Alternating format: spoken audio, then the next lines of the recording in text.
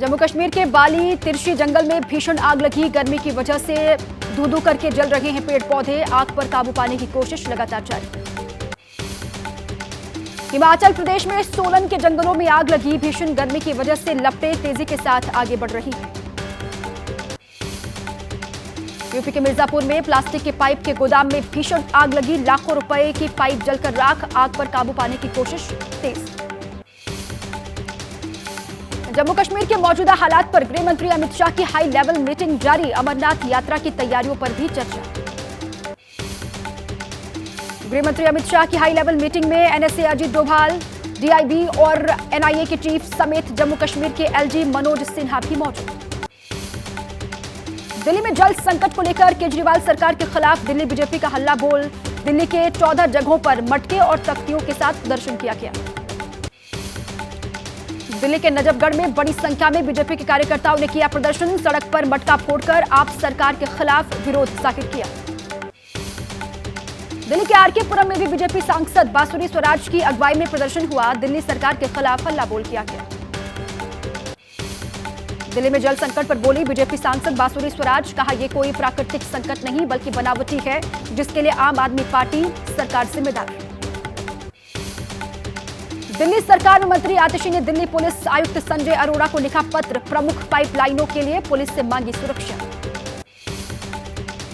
दिल्ली में पानी की किल्लत से लोग बेहद परेशान। टैंकर्स के जरिए भी जरूरत के हिसाब से नहीं मिल पा रही। पानी की भरपाई नहीं हो पा रही है। कतार में खड़े सभी लोग कर रहे हैं सुबह से इंतजार। पानी के मुद्दे पर हमलावर बीजेपी सांसद रामवीर सिंह बिधूड़ी ने दिल्ली सरकार से मांगा इस्तीफा। जनता प्यासी है और ये लोग एसी में बैठकर पीसी कर रहे हैं। दिल्ली की जहांगीरपुरी में पानी की किल्लत से लोग परेशान। एबीपी न्यूज से अपना दर्द लोगों ने साझा किया। दिल्ली के लक्ष्मी नगर में गंदे पानी की सप्लाई से लोग परेशान हैं। कहा पीने लायक नहीं है पानी। दिल्ली में जल संकट पर बीजेपी सांसद मनोज तिवारी ने केजरीवाल सरकार को घेरा। कहा दिल्ली वालों की समस्या पर सिर्फ बहाने बना रही है आम आदमी पार्टी की सरकार। दिल्ली में गर्मी से अगले 3 दिनों तक नहीं मिलने वाली है राहत। 3 दिन के लिए ऑरेंज अलर्ट जारी। दिल्ली और आसपास के इलाकों में अभी और झुलसाएगी गर्मी। अगले 3 दिनों तक अधिकतम 45 डिग्री और न्यूनतम 32 डिग्री के आसपास तापमान रहने की संभावना।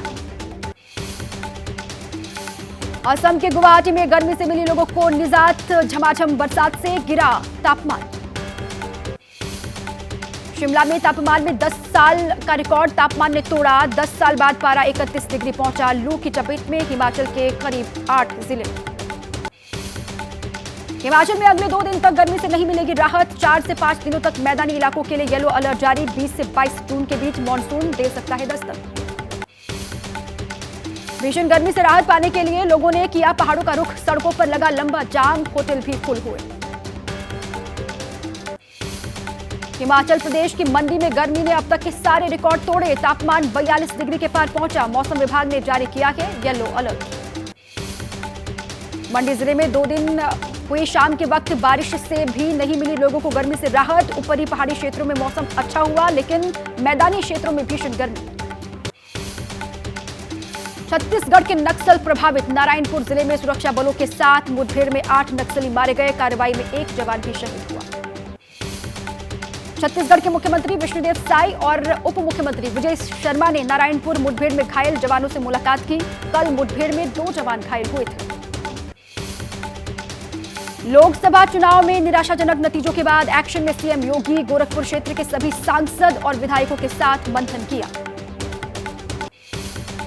आज शादी के बंधन में बंधेंगी पंजाब की मान सरकार में मंत्री अनमोल गगन मान। जीरकपुर के एक बिजनेसमैन से हो रही है उनकी शादी।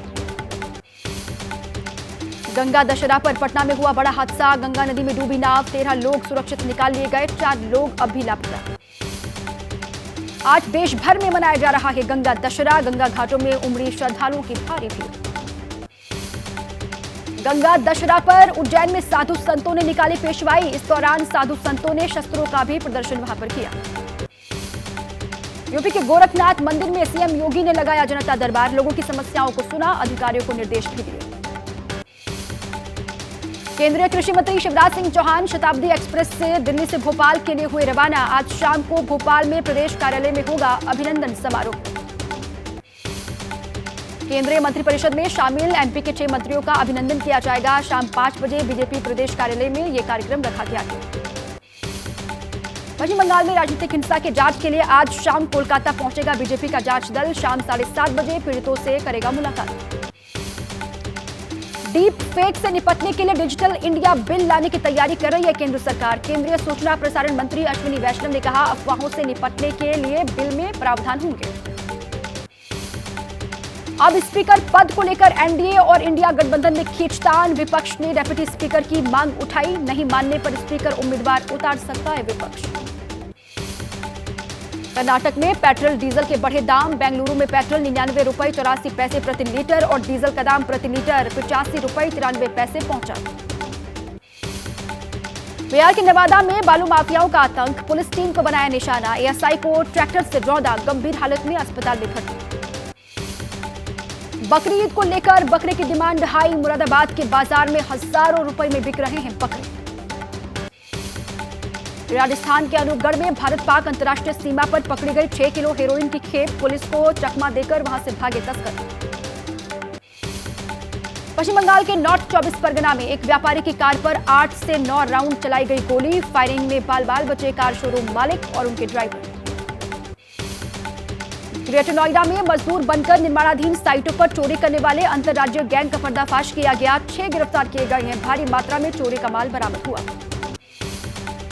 लखनऊ के वीआईपी गेस्ट हाउस में मिला योग टीचर का शव। योग दिवस के लिए दिल्ली से आए हुए थे डॉक्टर गुरुदेव।